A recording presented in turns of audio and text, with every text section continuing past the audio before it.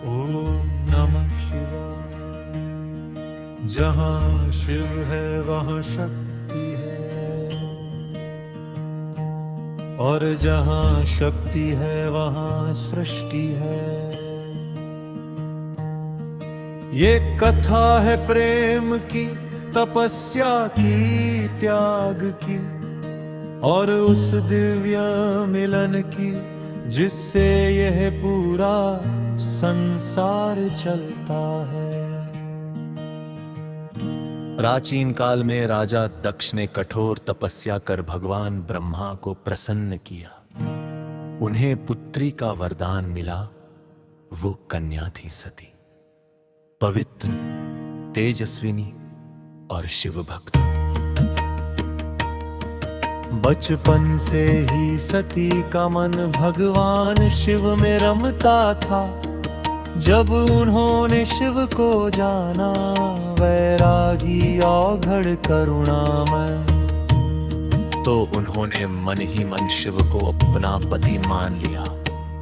समय आने पर सती का विवाह भगवान शिव से हुआ, पर राजा दक्ष इस विवाह से प्रसन्न नहीं थे। उन्हें शिव का भस्म जदाएं सर पर वैराग्य स्वीकार नहीं था। एक दिन राजा दक्ष ने एक विशाल यज्ञ रखा। देवता, ऋषि, मुनि सब आमंत्रित थे, पर शिव और सती को नहीं। सती ये अपमान सहन नहीं कर सकी। वे बिना बुलाए यज्ञ में पहुंची। वहां राजा दक्ष ने सबके सामने भगवान शिव का अपमान किया। सती का हृदय टूटा। उन्होंने कहा, जिस पति का अपमान सहूं वह जीवन मुझे स्वीकार नहीं। और उसी यज्ञ कुंड में योगाग्नि द्वारा अपने प्राण त्याग दिए। जब शिव को यह समाचार मिला तो पूरा कैलाश कांप उठा। शिव ने सती के शरीर को कंधे पर उठाया और तांडव करने लगे। सृष्टि विनाश की ओर बढ़ चली। तब भगवान विष्णु ने सती के शरीर के टुकड़े कर दिए। जहां जहां वे गिरे वहां शक्ति पीठ बने। शिव टूट गए और गहन तपस्या में लीन हो गए। सती ने हिमालय राज के घर पार्वती के रूप में जन्म लिया। बाल्यकाल से ही पार्वती का मन शिव भक्ति में लगा रहता। नारद मुनि ने कहा, यदि तुम शिव को पति बनाना चाहती हो तो कठोर तप करना होगा। पार्वती ने वन में जाकर तप आरंभ किया। पहले फल फूल छोड़े, फिर पत्ते छोड़े, फिर जल भी त्याग दी है। धूप, वर्षा, शीत सब सहते हुए वे बस एक ही मंत्र जपती रही, ओम नमः शिवाय, ओम नमः शिवाय। सालों बीत गए। भगवान शिव ने एक वृद्ध ब्राह्मण का रूप धारण किया। उन्होंने पार्वती से कहा, तुम उस औघड़ शिव के पीछे क्यों पड़ी हो?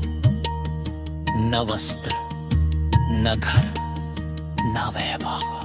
पार्वती ने दृढ़ स्वर में कहा, मेरे शिव जैसे हैं वैसे ही मुझे प्रिय है।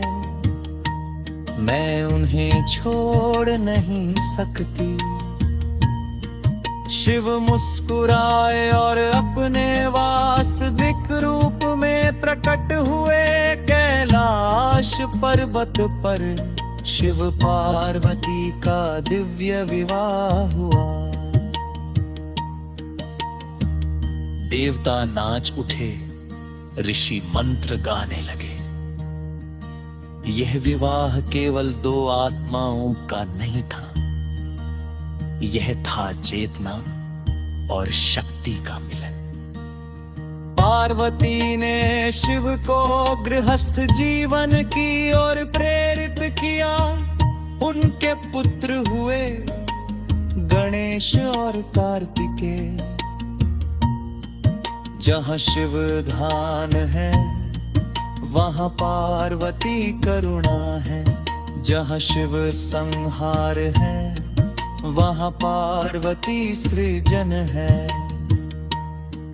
सच्चा प्रेम त्याग मांगता है, तपस्या से भगवान भी प्रसन्न होते हैं। शिव बिना शक्ति अधूरे है और शक्ति बिना शिव दिशाहीन।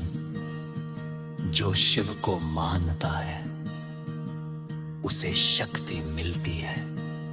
जो शक्ति को समझता है वो शिव को पा लेता है। ओम नमः शिवाय। ओम नमः शिवाय।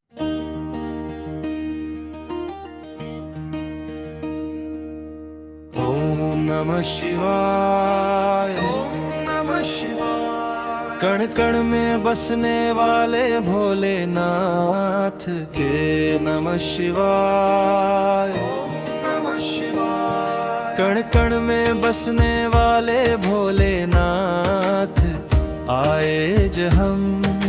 प्रेम तप बन जाए और तप भक्ति बन जाए, वही शिव और शक्ति का मिलन होता है।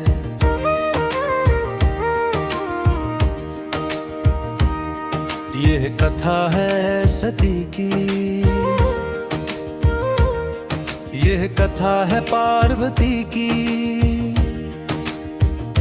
और यह कथा है भोलेनाथ के अनंत प्रेम की। मन मेरा शिव में लीन हुआ, संसार मुझे अब क्या देगा। जओ वाले भोले भंडारी, तुम ही हो मेरे प्राण प्यारे। राजा दक्ष ने यज्ञ रचा, पर शिव को अपमानित किया। सती बोली, जिस स्थान पर मेरे पति का अपमान हो वहां मेरा जीवन नहीं। योगाग्नि में सती विलीन हो गई, भोलेनाथ रूठे हुए हैं। कैलाश भी सुना सुना है, सती बिन सब अधूरा लगे। आंसू बनकर शिव रोए हैं, सती ने पार्वती रूप में जन्म लिया। हिमालय की पुत्री शिव की आराधिका। पत्ते छोड़े, जल छोड़ा, बस एक नाश। ओम नमः शिवाय। पत्तों पर सोकर शिव नाम लिया, तन मन भोले को सौंप दिया।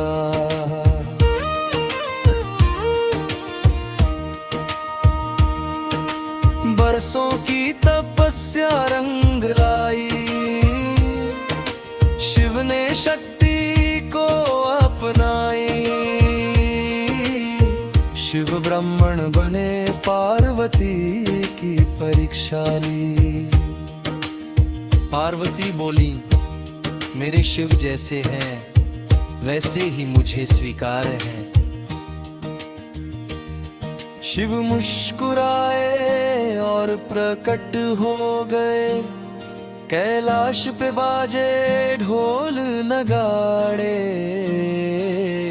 शिव शंकर ब्याह रचाए, शक्ति संग जब शिव में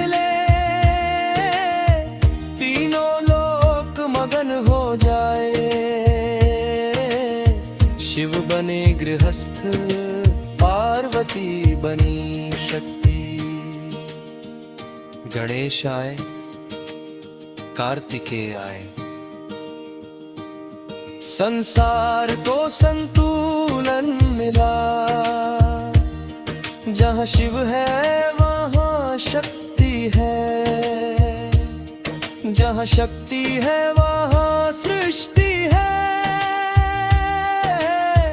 डर ना लगे, चिंता मिटे, भोले का नाम जो जपता है। ओम नमः शिवाय, ओम नमः शिवाय, ओम नमः शिवाय।